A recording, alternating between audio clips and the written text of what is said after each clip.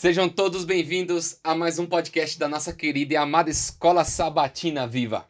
Estamos falando neste trimestre sobre o tema do Evangelho de João, os temas principais, as mensagens inspiradas, e você durante todo este trimestre pode ter uma conectividade muito grande com este livro.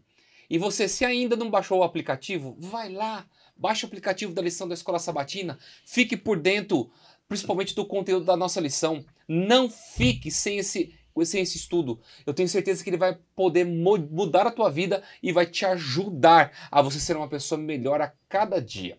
Queridos, se você ainda... Nós estamos aqui chegando na lição 12. Gente, como o tempo passou e voou. Estamos aqui já no mês de dezembro, dia 14 de dezembro, começando a lição. Se você ainda não nos deu aquela moral, vai lá, filho de Deus, no YouTube, @PaulistaLeste, tá vendo o GC aqui embaixo? Clica no sininho, fique por dentro das novidades do nosso campo, por dentro de tudo que tem acontecido na Associação Paulista Leste. E se você ainda fala assim, pastor, eu quero seguir o Instagram, vai lá, nós temos Instagram, mips.apl. Clica lá, comece a nos seguir e fique por dentro de todo o conteúdo da nossa querida e amada Escola Sabatina Viva. Muito bem, nós vamos falar sobre a lição 12, a hora da glória, a cruz e a ressurreição. E eu tive que chamar os nossos amigos da semana passada. Pastor Hugo, que é o nosso querido lá do distrito de Guaianazes. Pastor Hugo, muito obrigado por estar aqui conosco. Que Deus te abençoe. Manda um abraço pro teu povo em nome do Senhor Jesus. Agradeço mais uma vez pela oportunidade de estar aqui. Uma honra poder estudar a palavra de Deus com os amigos. E mando sim um grande abraço para minha querida igreja de Guaianazes, Igreja da Parada 15, Jardim São Paulo, Jardim São Carlos, Pires de Ávila, Princesa Isabel e Custódio Paiva. Olha aí! Queridas igrejas, amadas igrejas. Mando também um grande beijo para minha amada esposa, para os meus filhotes. Amém. Temos aqui nosso querido, nosso professor, nosso terapeuta, Luiz Costa. Muito obrigado, meu querido, por estar aqui conosco mais uma vez, participando do nosso podcast. Sempre é bom estar aqui com vocês, né? Uma alegria, um prazer aprender, né? Eu contei, acho que eu enchi uma mão aqui de tantas igrejas que o pastor mandou um abraço, que é só do distrito dele, né? Falei 7, certo? É 7, né? 7? Falei 6, faltou uma, eu vou apanhar. Então faltou uma. Mas depois você lembra qual que é aí? Guaianazes, Parada 15, Jardim São Carlos, Jardim São Paulo, Pires de Ávila, Custódio Paiva e Princesa Isabel. É isso aí. Acho que não tinha saído Guaianazes, ele emendou Guaianazes e começou dali pra frente, tá certo? Bom, eu frequento o Espaço Novo Tempo Santana. Um beijão, um abraço para os nossos irmãos, nossos queridos lá do Espaço Santana também. E das demais igrejas que a gente sempre passa e faz as nossas programações. Muito obrigado, gente. Vamos começar a lição 12. Estamos aqui, final de ano, final de trimestre. Já estou ouvindo as músicas natalinas. Estamos no espírito de final de ano. Vai começar aquela festa bonita. Mas a gente tem que estudar a palavra de Deus. Sem dúvida. Vamos pedir a direção do Senhor? Pastor Hugo, pode orar para nós? Oremos. Maravilhoso Deus, nosso Pai, nessa ocasião que nos reunimos aqui para estudar a sua palavra, agradecemos o Senhor por essa oportunidade, suplicamos a direção preciosa do Espírito Santo, Senhor, amém, em nome de Jesus. Amém. Amém, amém. Vamos lá. Verso para memorizar, João capítulo 18, verso 37. Pilatos perguntou: então você é rei? Jesus respondeu: o Senhor está dizendo que eu sou rei. Eu para isso nasci e para isso vim ao mundo, a fim de dar testemunho da verdade. Todo aquele que é da verdade ouve a minha voz. Essas palavras de Jesus são muito profundas. Aquele que pertence à verdade ouve a voz dele. Como que isso é profundo, né? Os evangelhos apresentam ali a morte de Jesus de formas um pouco bem diferentes, alguns dos outros. Detalhes mais ricos em outros de uma forma mais simples. Mas aqui nós vemos algo acontecendo. Pilatos pergunta para Jesus: vem cá, tu é o rei mesmo? Tu dizes, mas eu sei da verdade, como também você sabe. O que nós aprendemos aqui sobre essa lição de sábado, que eu acho ela magnífica? O que a gente pode apresentar para os nossos alunos, professores? Eu colocaria uma pergunta, né? Você gosta de ser enganado? Ninguém gosta. Ninguém gosta de ser enganado. Não é isso? E nesse momento aqui, a conversa é justamente essa. Não é isso? Você é o rei? Para isso eu vim ao mundo, para dar testemunho da verdade. Ou seja, se você quiser continuar enganado, é uma escolha sua. Mas se você quiser conhecer a verdade, eu vou te dizer agora o que é verdade. A definição da palavra verdade quer dizer o seguinte, é firmeza, aquilo que não pode ser mudado. É isso que quer dizer a verdade. Ou seja, ninguém tem poder para mudar. Né? Então a verdade é absoluta. A verdade é absoluta. Então, quando Jesus faz essa pergunta, ele está dizendo justamente isso, né? Você quer continuar sendo enganado ou quer conhecer a verdade? Fantástico. Eu gostaria de fazer um link com a lição anterior. Na lição 11, a gente falou a respeito do Pai, do Filho e do Espírito Santo. Né? E ao falarmos a respeito do Filho, nós vimos que ele é Deus. Deus em toda a sua plenitude. E se fez homem também em toda a sua plenitude. Quando a gente lê Filipenses capítulo 2, verso 5 em diante, é dito que tenham a mesma atitude demonstrada por Cristo Jesus, embora sendo Deus, não considerou que ser igual a Deus fosse algo a que devesse se apegar. Em vez disso, esvaziou a si mesmo, assumiu posição de escravo e nasceu como ser humano. Quando veio em forma humana, humilhou-se e foi obediente até a morte e morte de cruz. Bem, do ponto mais alto, ele sendo Deus, a pessoa mais importante do universo, aquele que ocupa a posição mais elevada, o ser que deve ser mais respeitado, aquele que é dono de tudo, criador de todas as coisas, o próprio Deus. Do ponto mais alto, agora essa lição começa a trazer Jesus indo para o ponto mais baixo de todos. É aqui que começam as cenas de humilhação, de zombaria, de escárnio, de vergonha. Né? Na verdade, ele já tinha passado ali por Caifás, né? Mas agora vai se agravar mais ainda tudo o que vai acontecer com Jesus até o ponto de ele chegar a sofrer a morte mais vergonhosa, mais humilhante de todas. E aqui ele está diante do governador romano, Pilatos. E o diálogo entre eles dois é muito interessante, né? A gente tem bastante coisa para avaliar aqui. O que é a verdade? O que é a verdade? Hoje, infelizmente, a verdade se tornou uma coisa superficial. Não existe a verdade relativa, a verdade absoluta. Ela é relativa para alguns conceitos. A verdade pode ser aquilo que você pensa, aquilo que eu penso. Podemos nos discordar disso, mas o importante é a gente se respeitar. Esse é o conceito filosófico de hoje. Mas a palavra de Deus, ela tem uma raiz. Ela tem algo absoluto.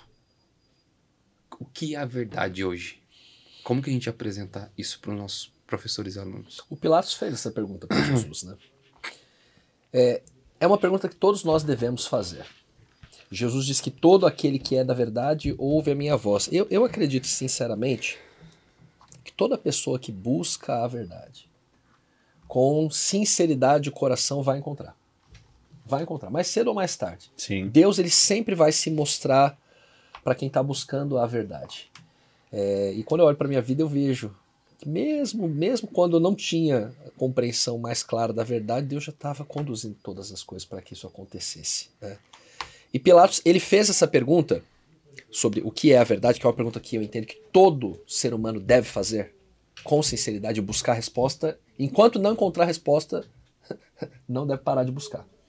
Então o primeiro ponto é esse. Segundo ponto, ele fez essa pergunta para quem? Para Jesus. Jesus disse, eu sou o caminho, a verdade e a vida. Ninguém vem ao Pai senão por mim. Ninguém teve coragem de falar isso, né? Tantos homens fantásticos que passaram aqui por esse mundo, tanta gente que ensinou tantas coisas, só Jesus teve a autoridade para falar isso. Eu sou o caminho, a verdade e a vida, ninguém vem ao Pai senão por mim. Então, Pilatos, ele perguntou o que é a verdade para a própria verdade. Para a pessoa que é a verdade. Então, o segundo ponto, a gente tem que buscar a verdade, só que a gente tem que buscar no lugar certo. A própria Bíblia diz, provai de tudo e retende o que é Bom. Bom, então, penso que enquanto você não encontrou a verdade, você deve buscar sim.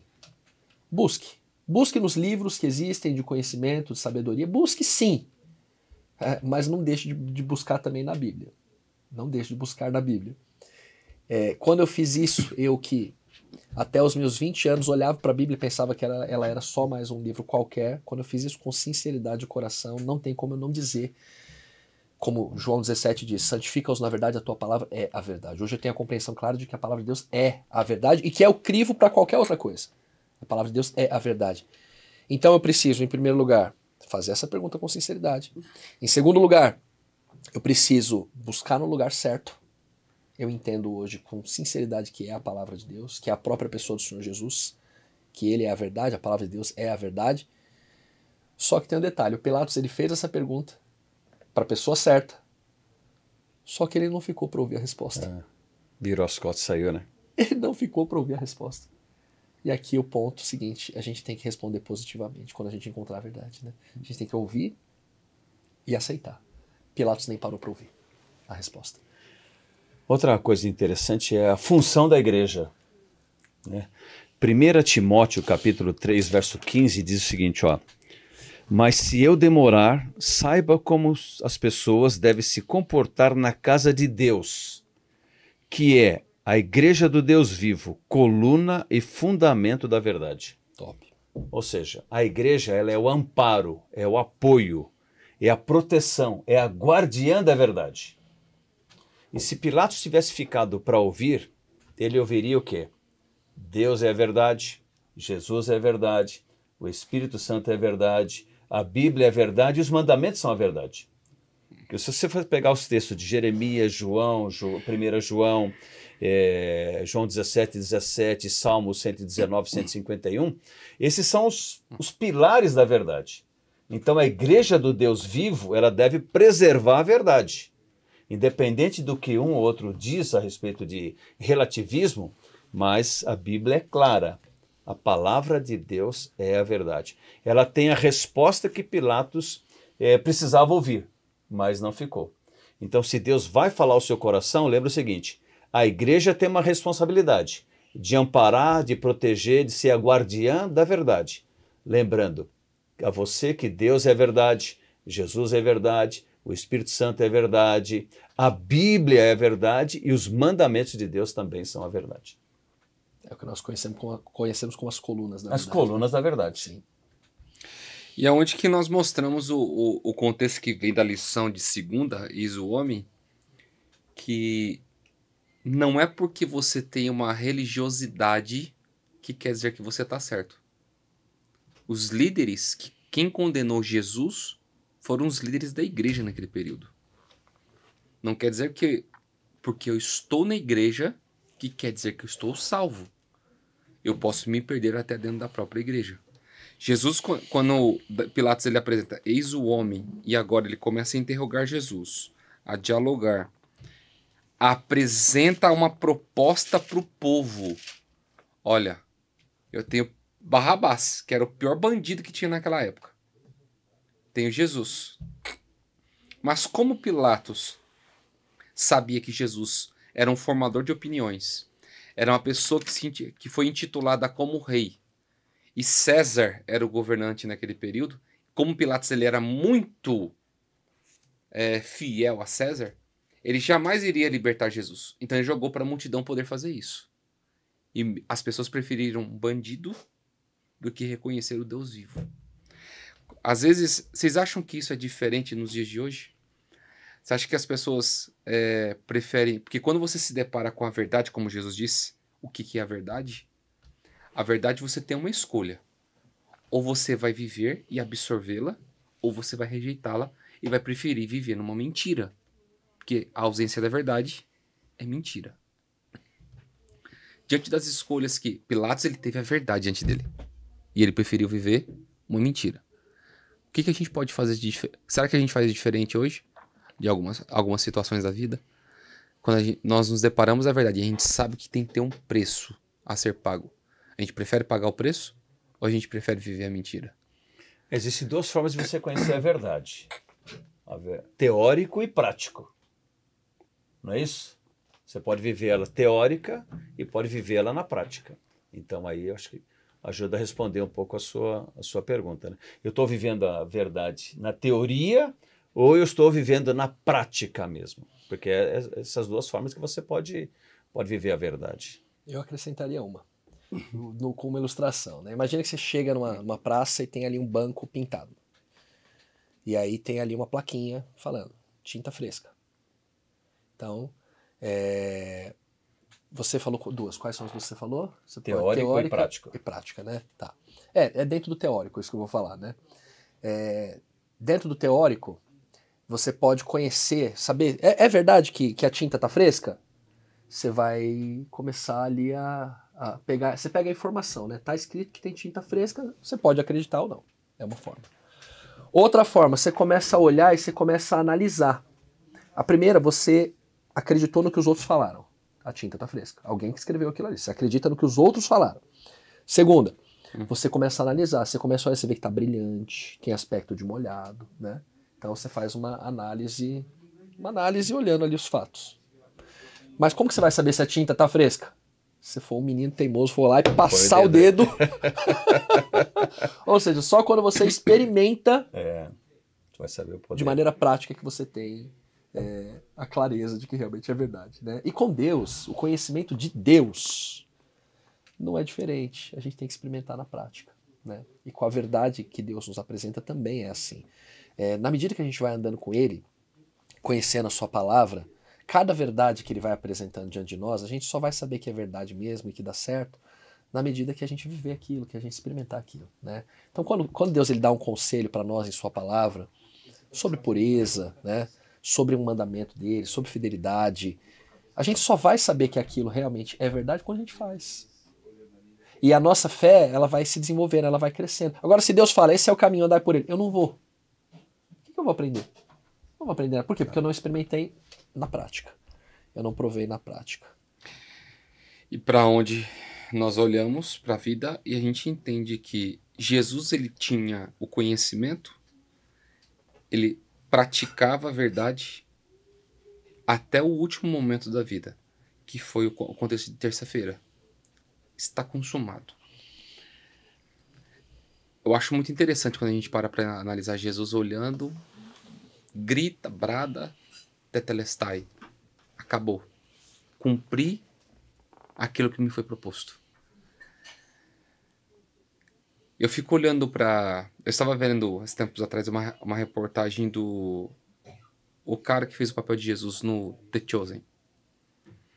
E a entrevistadora fez uma pergunta para ele. Falou assim, se você pudesse ver Jesus hoje, qual seria a sua pergunta para ele? Aí ele olhou para ela assim, eu perguntaria, e aí como foi? Me saí bem quando eu pude transmitir a tua mensagem? A entrevistadora ficou sem palavras. Começou a chorar. Será que a gente está fazendo direitinho o nosso papel de cristão? A gente pode, quando chegar ao fim da nossa vida, olhar para Deus e dizer assim, Senhor, também, tetelestai. Está consumado. O que o Senhor pediu para eu fazer, eu fiz e dei meu melhor. Como que a gente pode levar isso para os nossos queridos? A nossa vida. A nossa vida também tem que estar consumada. Como que a gente leva isso para eles? Sim. De maneira técnica aqui, pegando a palavra, né? A palavra tetelestai vem do grego, teléo, que aparece no perfeito do indicativo passivo. O que é isso? No grego. Depende de uma ação. É uma ação que foi completada no passado e que tem efeitos perenes no presente. Então, quando Jesus falou, está consumado, ele falou aquilo aquele dia, e o que ele fez ali sempre vai valer. Para todo espaço é atemporal. Exatamente. Está pago, né? Está consumado. O estar consumado, quando a gente vai olhar a cultura da época, era uma palavra que era comum ser usada em alguns contextos. A gente até encontra isso, né, em alguns estudos, tem alguns sermões evangelísticos em que isso é trazido, e é isso mesmo. A palavrinha tetelestai, que significa estar consumado, ela era usada, por exemplo, em recibos de transações comerciais. Uma compra e venda. Então, quando a pessoa pagava, vinha ali, vinha a palavra ali, tetelestai, que significava o seguinte, está pago. Então, quando Jesus ele diz está consumado, tem a conotação seguinte, o preço que tinha que ser pago foi pago e está completamente pago. Que preço foi esse? O preço da nossa redenção. Essa palavra também era usada no contexto ali do santuário. Quando o sacerdote ia realizar um sacrifício e verificava que a oferta estava do jeitinho que foi exigido por Deus e realizava a oferta, ele falava também, está consumado. Mostrando que o sacrifício foi feito do jeito que tinha que ser feito realmente, que a oferta foi totalmente realizada. E Jesus como o Cordeiro de Deus que tira o pecado do mundo, ele diz, está consumado. O sacrifício foi realizado, completamente realizado.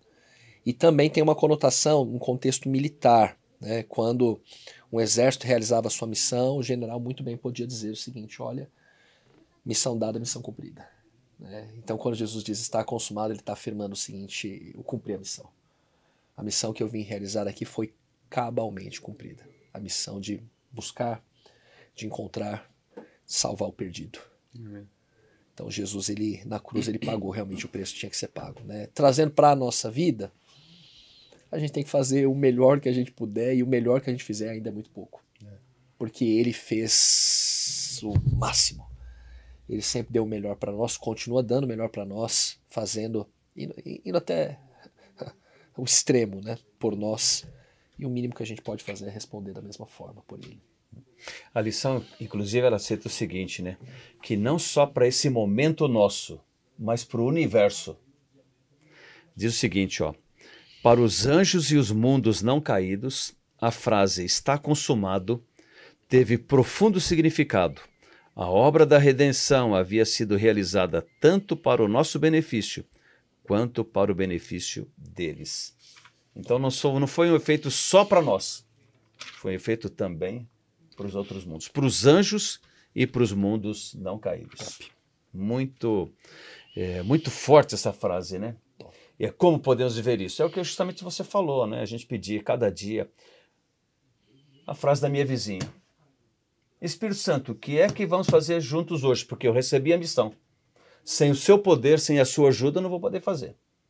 Fez a missão? Está consumado no poder do Espírito Santo.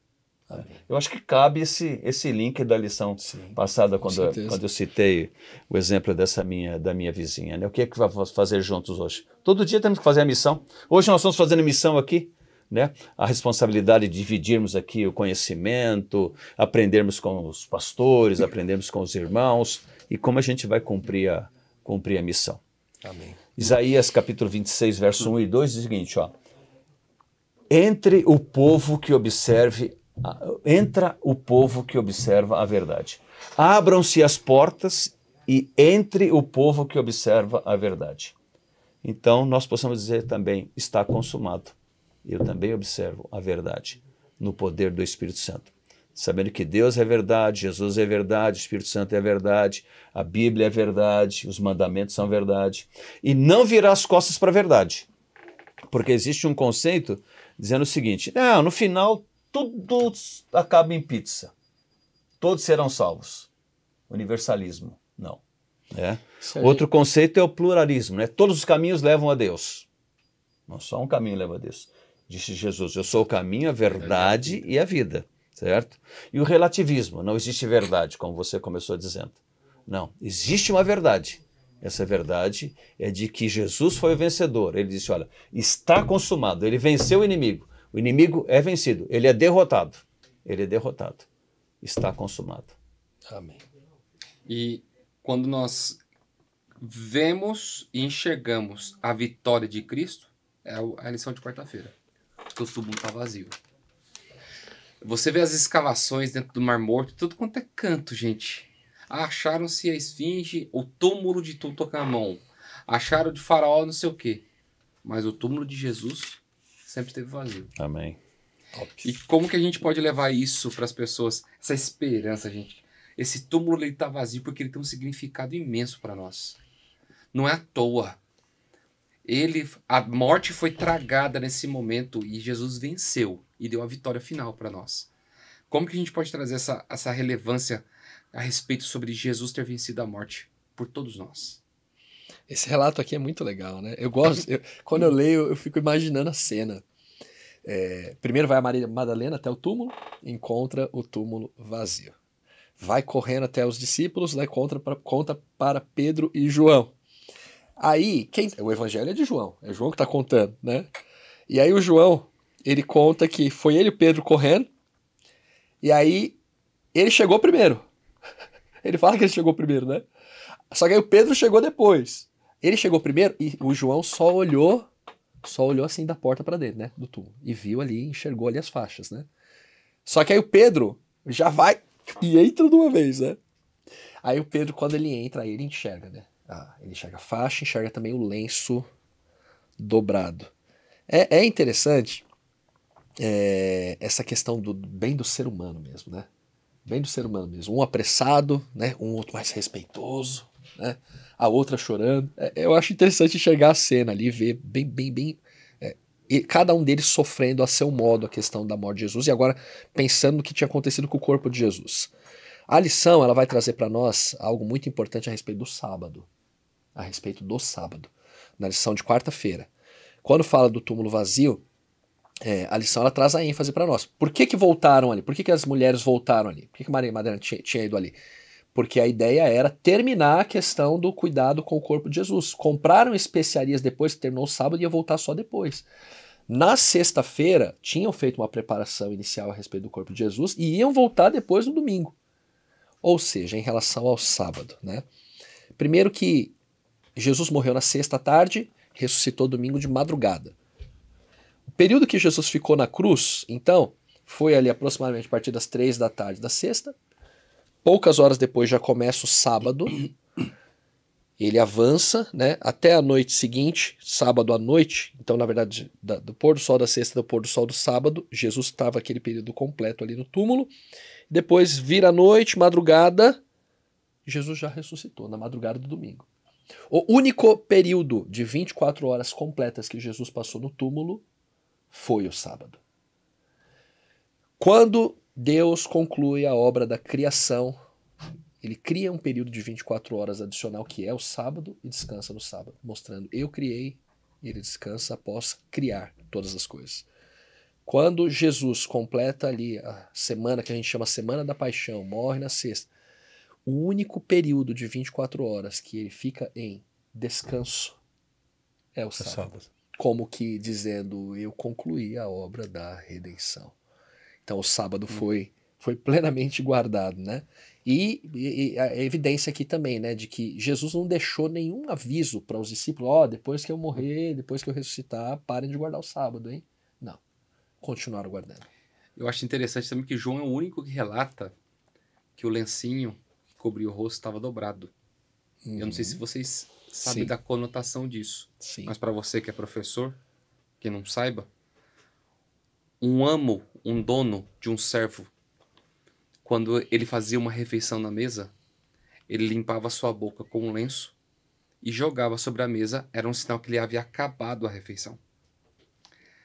Quando chegava-se o servo e via o lenço dobrado em cima da mesa, não era para ele mexer, porque o seu amo voltaria para poder fazer a refeição novamente. Jesus, ele deixou o lenço dele dobrado, dizendo assim: eu vou voltar. Amém. Existe essa interpretação cultural, né? Da cultura popular, que é fantástica. Eu achei muito fantástica. É uma promessa de retorno, né? Da que ideia, ele voltaria novamente. Prometendo que eu vou voltar. E existe também uma questão aqui que é: pensa em Jesus, o Criador dos céus e da terra, feito homem, acabou de fazer a coisa mais fantástica de todas, morreu pela humanidade, ressuscitou. Eu fico pensando, na minha pequenez, se eu tivesse feito uma coisa tão grandiosa assim, eu ia sair correndo dali. Não é? Eu saí correndo. Jesus, às vezes eu saio, eu tô apressado de manhã, eu sempre tento arrumar a cama antes de sair, né? Mas tem dia que tá tão atrasado, tão corrido, que sai sem arrumar a cama. Por quê? Porque eu tô atrasado. Depois que Jesus realizou a missão mais espetacular de todas, Jesus teve a moral, né, de parar, deixar um recadinho para dobrar o lenço. Ele não saiu correndo. Isso mostra, aí tem uma outra questão cultural também, que é a seguinte: Um nobre nunca corria. Um idoso nunca corria. Tanto que na parábola do filho pródigo, quando o pai sai correndo, é uma vergonha, é um absurdo. Um idoso não corria. Um rei, imagina um rei chegando correndo, todo esbaforido. Não, então o fato de Jesus também fazer tudo com tanta calma, com tanta nobreza, O Senhor do tempo. mostra a majestade dele. Aliás, assim foi a vida toda dele. Você não vai encontrar Jesus correndo. Você vai encontrar ele caminhando soberanamente, com uma majestade, com uma autoridade, nunca apressado, nunca sem tempo para atender alguém. Né? Exemplo disso, quando ele para ali para atender, ele está indo ressuscitar, está indo curar a filha de Jairo, mas a mulher do fluxo, ele para atender aquela filha, dá toda a atenção para ela. Ou seja, ele tem todo o tempo para atender os seus filhos.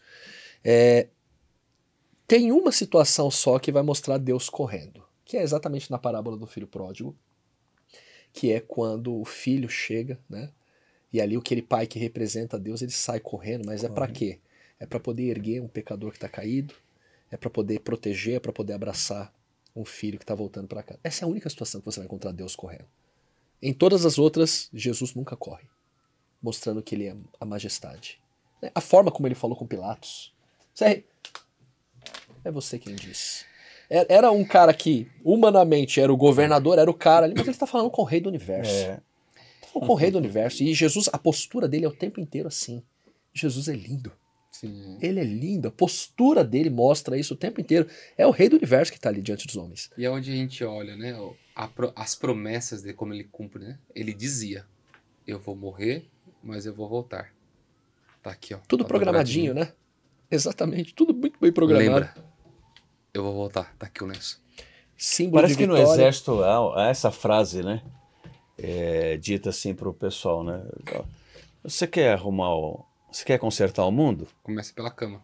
Arruma primeiro sua cama. Começa a arrumar sua cama. Aprenda com Jesus. E é como se ele tivesse dizendo, aprenda com Jesus. Exatamente.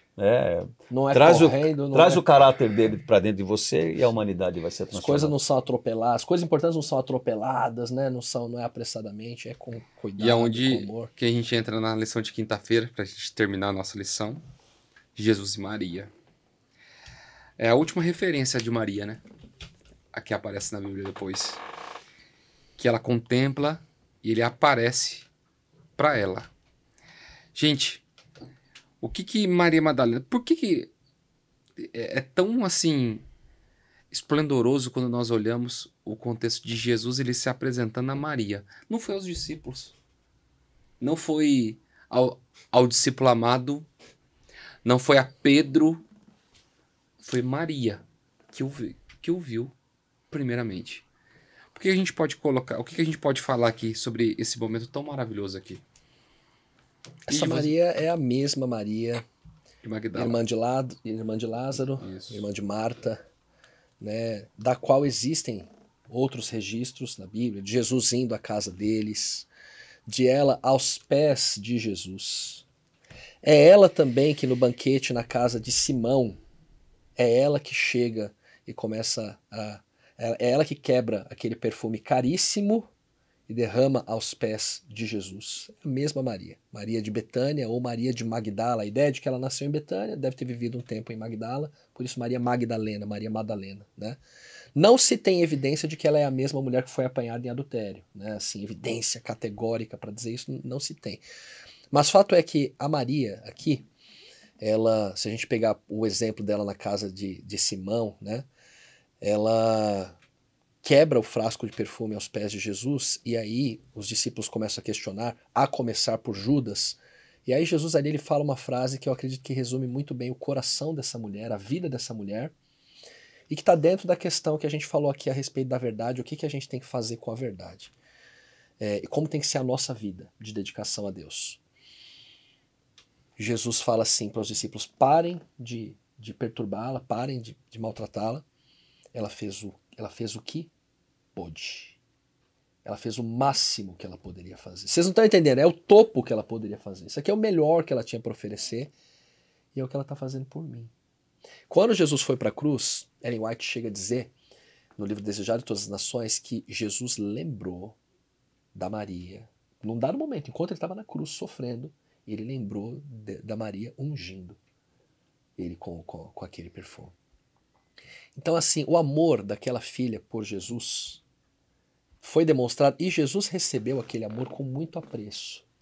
E quando a gente fala sobre Jesus, a gente está falando sobre Deus. Ele é a imagem do Deus invisível. Aqui a gente aprende uma coisa muito importante também sobre Deus, que é o seguinte: Deus se emociona quando nós, seus filhos, fazemos algo de todo o coração para Ele.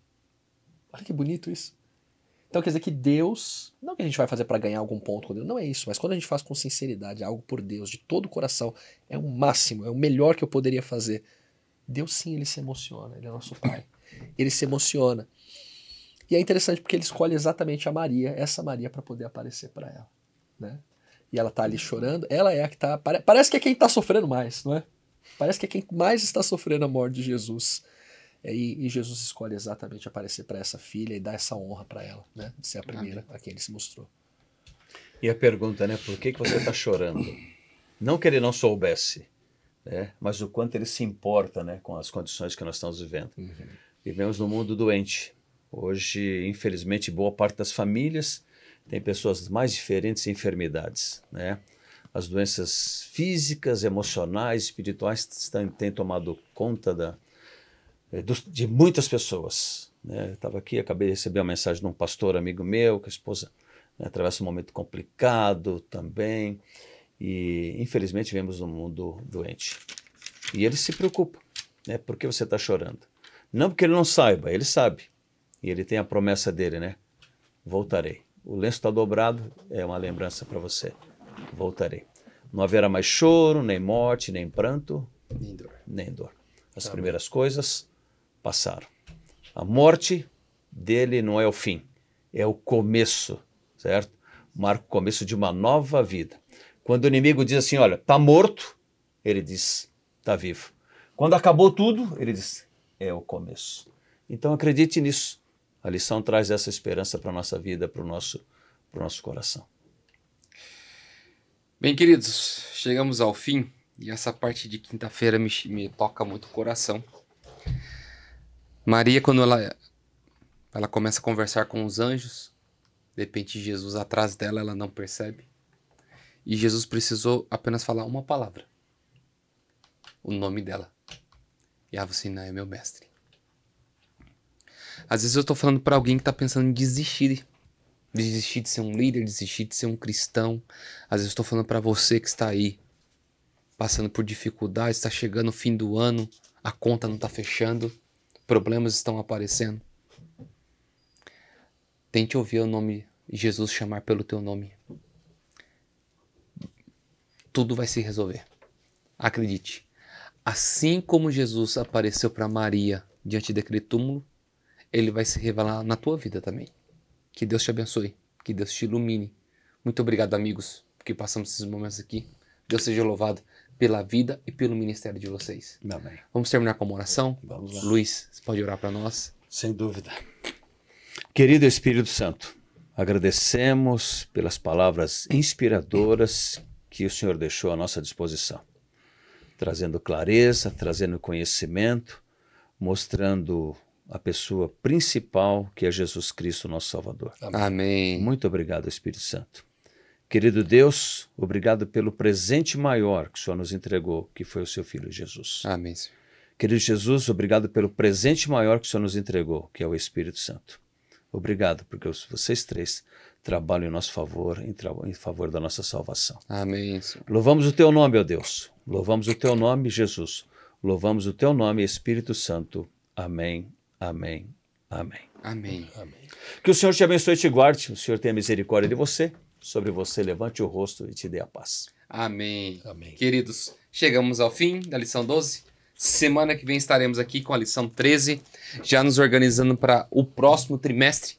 Que Deus te abençoe, que Deus te ilumine, que Deus te guarde e que você tenha uma ótima semana na presença do Senhor Jesus. Até semana que vem, se Deus quiser.